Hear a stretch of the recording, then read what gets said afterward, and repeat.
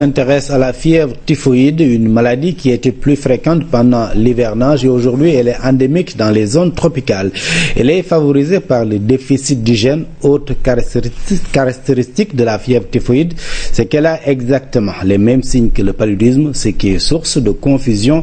Dès lors, un diagnostic plus poussé est nécessaire. Oumou Baldé nous en parle. Il est habituel de confondre la fièvre typhoïde au paludisme.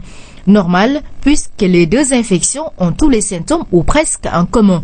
C'est une maladie pratiquement, cliniquement, qu'on ne peut pas différencier avec le paludisme. Pratiquement, ils ont le même tableau clinique, c'est-à-dire les mêmes signes, les mêmes manifestations que le paludisme. Comme vous voyez, depuis un certain nombre d'années, on parle de paludisme chronique. Mais la plupart du temps, ce qu'on appelle paludisme chronique, la plupart du temps, si on fait les tests, si on fait des investigations, on se rend compte que ce n'est pas du paludisme, c'est la typhoïde, ou bien, au mieux, c'est une co-infection de paludisme et de la fièvre typhoïde.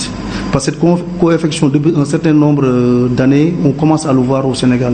Mais malheureusement, dans certains endroits ou bien dans certaines situations, les gens ont un problème de diagnostic pour pouvoir exactement faire la différence entre le palu et la fièvre typhoïde. Pour lever la confusion, il faut alors un diagnostic différentiel. Il existe aussi un test de diagnostic rapide spécifique à la typhoïde. Nous, au niveau du laboratoire, pour confirmer le diagnostic du médecin, on lui fait un prélèvement sanguin. On recherche les salmonelles. Vous comprenez? Il y a la salmonella typhi-H et la salmonella typhi-O. On fait, au bout de 2 minutes, on fait un mélange. Au bout de 2 minutes, on voit s'il y a eu des agglutinations.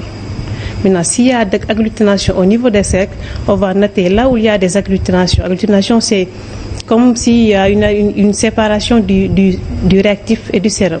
Maintenant, si c'est positif, on va rendre que le résultat est positif. On notera viral positif au salmonelle O ou bien H. L'analyse de la fièvre typhoïde et celle du palu sont donc différentes, tout comme les causes et facteurs de risque des deux infections.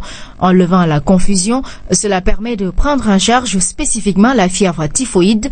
Le but est d'éviter les complications de la maladie. Si la maladie n'est pas prise en charge assez tôt, on peut avoir des hémorragies, c'est-à-dire des perforations au niveau des intestins. On peut avoir ce qu'on appelle des appendicites typhiques. C'est une maladie aussi qui peut toucher les os, qu'on appelle des osteomyélites. Ça peut aussi toucher même le système nerveux, entraîner des encéphalopathies.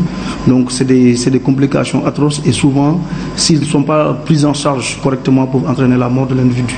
Et le danger, c'est que non seulement il est malade, mais le malade aussi peut continuer à contaminer d'autres personnes de son voisinage. Toutes les sécrétions qui viennent de l'homme peuvent transmettre cette maladie, à savoir les selles. On peut contacter cette maladie à travers la salive, à travers d'autres sécrétions qui viennent de l'homme. La prise en charge peut se faire par des antibiotiques, les fluoroquinolones, qui sont très efficaces contre ce genre de maladies et qui sont disponibles, qui ne sont pas trop chers. La prise en charge de la fièvre typhoïde s'associe aussi à quelques mesures d'hygiène, notamment la lutte contre le péril fécal, l'hygiène de l'eau et des aliments, surtout quand on est en zone endémique.